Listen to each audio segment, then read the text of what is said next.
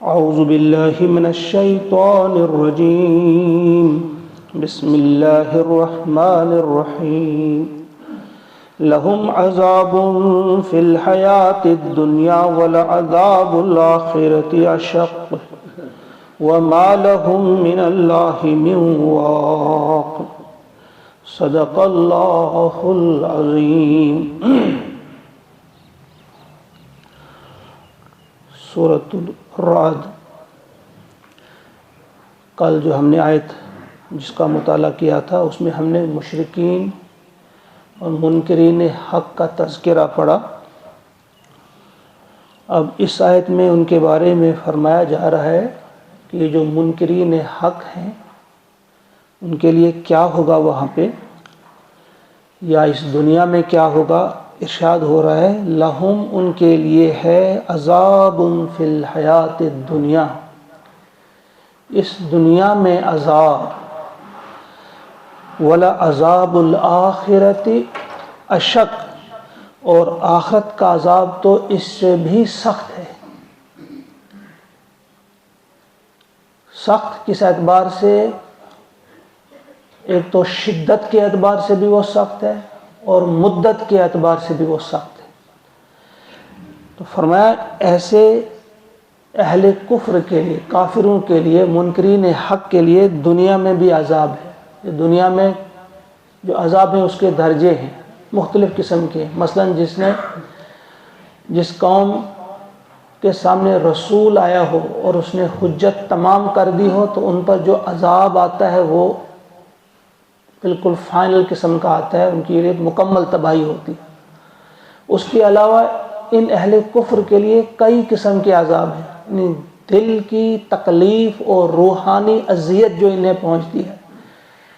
ہم بظاہر دیکھتے ہیں کہ بڑی بڑی عالیشان بنگلوں میں ہیں، لمبی لمبی گاڑیاں ہیں، بچے بھی سارے اچھے ایڈجسٹ، ویل ایڈجسٹ، پتہ نہیں کیا کیا ہے، لیکن ان کے اندرون میں جو ہے، ان کی جو اندرونی کیفیت ہوتی ہے، وہاں پہ چین، وہاں پہ روحانی سکون اور دل کا اطمینان جو ہے وہ نہیں ہوتا ہے۔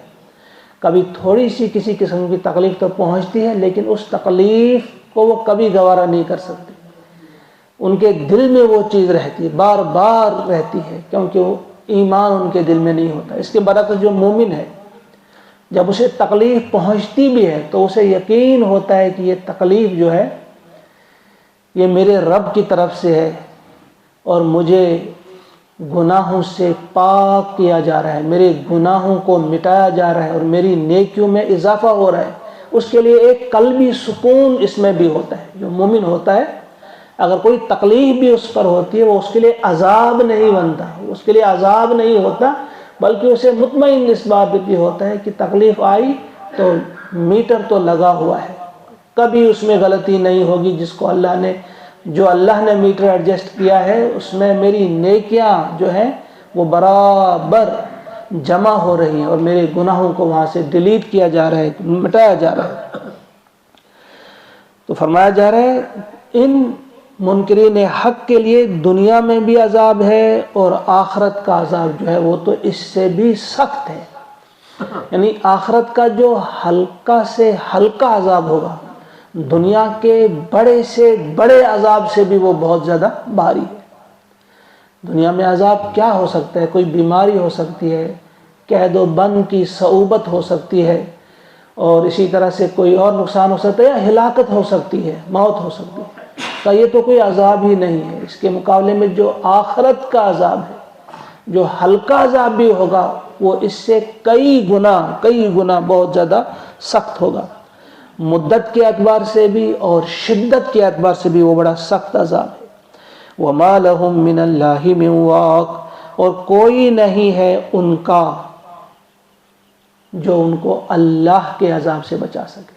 یعنی کوئی ان کو اللہ کے عذاب سے نہیں بچا سکتا، نہ دنیا میں، جب دنیا میں ان پر یہ عذاب آتا ہے یہاں بھی کوئی ان کو بچانے والا نہیں، اور نہ وہاں۔ وہ مشرکین نے جو اپنے وہ من گڑت معبود بنا رکھے ہیں، وہ معبود بھی ان کے کام نہیں آئیں گے، اور جو مادہ پرست ہیں، عقل پرست ہیں، ان کی عقل، ان کی تدبیر بھی ان کے کام آنے والی نہیں ہے۔ نئی نئی ایجادات و اکتشافات ہوتی رہیں گی، نئی نئی مشینیں بنتی رہیں گی، نئے نئے تجربات ہوں گے، لیکن ان کی ساری وہ کاوشیں، ان کی ساری جو محنت ان کے عذاب میں کمی نہیں کر سکتی، کسی قسم کی اس عذاب میں کمی نہیں آ سکتی۔ فرمایا کوئی ان کو اس عذاب سے بچانے والا نہیں، دنیا میں بھی بچانے والا نہیں اور آخرت میں بھی ان کو اس عذاب سے بچانے والا کوئی نہیں۔ مثل الجنت التي وعد المتقون، مثال اس جنت کی جو تیار کی گئی ہے متقین کے لیے، اس جنت کی مثال، اس جنت کی خصوصیت اور اس جنت کی شان کیا ہے؟ تجری من تحتها الانہار، اس جنت جنتیں جو ہیں ان کے دامن میں نہریں رواں ہیں، نہریں بہہ رہی ہیں۔ اکلھا دائم، اور وہاں کے پھل جو ہیں، میوے جو ہیں وہ دائمی ہیں۔ وظلھا، اور وہاں کے سائے، اس جنت کے سائے بھی دائمی ہیں، یعنی اس جنت کی بہار جو ہے اس پہ کبھی خزاں نہیں آئے گی، وہاں کے پھل کبھی ختم نہیں ہوں گے، وہاں کے سائے کبھی ختم نہیں ہوں گے، وہاں پت جھڑ ہوگا نہیں، پتے گریں گے نہیں، تو وہ سائے بھی ہوں گے اور پھل بھی ہمیشہ ہمیشہ رہیں گے، وہ موسمی پھل نہیں ہوں گے، دائمی پھل ہوں گے۔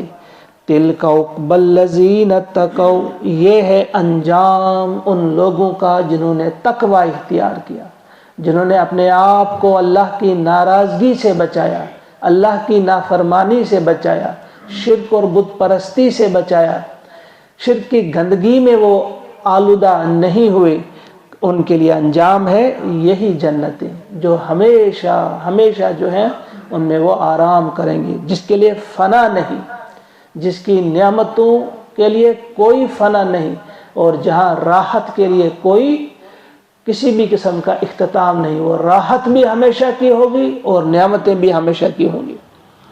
وَأُقْبَى الْكَافِرِينَ النَّارِ، اور کافروں کا انجام جو ہے وہ نار ہے، آگ ہے، گویا اللہ کی بھڑکائی ہوئی آگ ہوگی، وہ جہنم کی آگ ہوگی، وہ ان کا وہ انجام ہے۔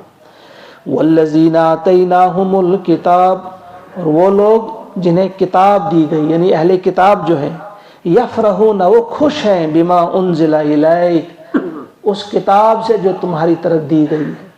یہ ایک اعتراض کا جواب دیا جا رہا ہے۔ حضور علیہ الصلوۃ والسلام کی جو مخالفت کر رہے تھے، وہ کہہ رہے تھے کہ تم تو کہتے ہو میں پچھلے انبیاء کا دین لے کر آیا ہوں، تو پچھلے انبیاء کے جو ماننے والے ہیں یہود و نصارہ، پھر یہ آپ کا استقبال کیوں نہیں کرتے، یہ آپ کی مخالفت کیوں کرتے ہیں؟ تو اللہ نے فرمایا کہ ایسا نہیں، سب کے سب ایسے نہیں ہیں، وہ ان میں سے بہت سارے لوگ ایسے ہیں یہود و نصارہ میں سے، خصوصاً نصارہ میں سے، کہ وہ خوش ہیں اس کتاب سے جو آپ کی طرف نازل کی گئی ہے۔ اور ایک ندوی عالم نے کتاب لکھی ہے، اس نے 63 لوگوں کا نام لکھا ہے یہود و نصارہ میں سے جنہوں نے اسلام قبول کیا، اور جو دنیا کی عظیم ترین جماعت ہے صحابہ کی جماعت، وہ صحابہ میں شامل ہو گئی، اور 7 صحابیات کا بھی نام لکھا ہے، گویا 70 لوگوں کا تو انہوں نے نام لکھا ہے، اس سے بھی زیادہ لوگ ہیں جو ان سے آئے ہیں، جو اسلام کی آغوش میں آئے، جن کو اللہ تعالیٰ نے توفیق عطا فرمائی۔ تو فرمایا ان میں بہت سارے لوگ ہیں جو خوش ہیں اس کتاب سے، جو ناراض نہیں ہیں۔ وَمِنَ الْأَحْزَابِ، اور مختلف گروہوں میں سے کچھ ایسے بھی ہیں، مَن يُنْكِرُ بَعْضَهُ، جو اس کی بعض باتوں کے منکر ہیں، بعض باتوں کو، یعنی وہ بھی مکمل انکار نہیں کرتے اس قرآن کا، بلکہ بعض باتوں کا کچھ انکار کرتے ہیں، مکمل تو کر ہی نہیں سکتے کیونکہ یہ تو اس کتاب کی تصدیق کرتی ہے۔ اختلاف انہی میں ہے جو ان نے جن کی تحریف کی تھی، انہوں نے تورات یا انجیل کی۔ تو فرمایا ایسا نہیں کہ وہ سب کے ساتھ مخالف ہیں، بلکہ بعض تو خوش ہیں اور بعض ایسے ہیں جن کو بعض باتوں میں اختلاف ہے، سب باتوں میں اختلاف نہیں۔ مگر آپ کا کام کیا ہے؟ اللہ تعالیٰ فرماتے ہیں اپنے نبی صلی اللہ علیہ وسلم سے، کل کہہ دیجئے آپ، انما امرت، کہ مجھے حکم دیا گیا ہے کہ وہ خوش ہوں یا وہ ناراض ہوں، اس سے مجھے کچھ لینا دینا نہیں ہے۔ مجھے جو حکم دیا ہے میرے مولا نے وہ کیا ہے؟ ان اعبد اللہ، کہ میں اللہ کی بندگی کروں بس، ولا اشرک بہ، اور میں اس کے ساتھ کسی کو شریک نہ ٹھہراؤں، الیہ ادعو، اسی کی طرف میں بلاؤں، وَإِلَيْهِ مَآب، اور اسی کی طرف لوٹ کر جانا ہے۔ یہ جو فکرہ ہے آخری جو آیت ہم پڑھ رہے تھے، اس میں جو آخری فکرہ ہے، اس میں جو بنیادی عقیدہ ہمارا ہے سب اس میں آ گیا ہے۔ پہلی چیز آ گئی ان اعبد اللہ ولا اشرک بہ، کہ مجھے اللہ کی بندگی کرنی، اس میں توحید ہے، شرک نہ کروں، توحید ہے۔ اور دوسری چیز ادعو الہی ادعو، اسی کی طرف میں بلاتا ہوں، اس میں رسالت آ گئی۔ اور پھر آخر و الہی مآب، اس میں معاد آ گیا، معاد یعنی لوٹنا اللہ کی طرف اور وہاں اپنے کاموں کا حساب دینا۔ اس میں توحید، رسالت اور معاد کا تذکرہ ہے۔ اللہ تعالیٰ توفیق عطا فرمائے ہم سب کو کہ ہم ان آیات کو سمجھنے میں کامیاب ہو جائیں، ان آیات کو اپنے دلوں کے اندر اتاریں، اور اس کے بعد اپنی زندگیوں کو سنوارنے کی بھی اللہ تعالیٰ ہم سب کو توفیق عطا فرمائے۔ اللہم اجعل القرآن ربیع قلوبنا ونور ابصارنا وشفاء صدورنا وذهاب همومنا وغمومنا سبحان ربک رب العزة عما یصفون وسلام علی المرسلین والحمد للہ رب العالمین۔ السلام علیکم۔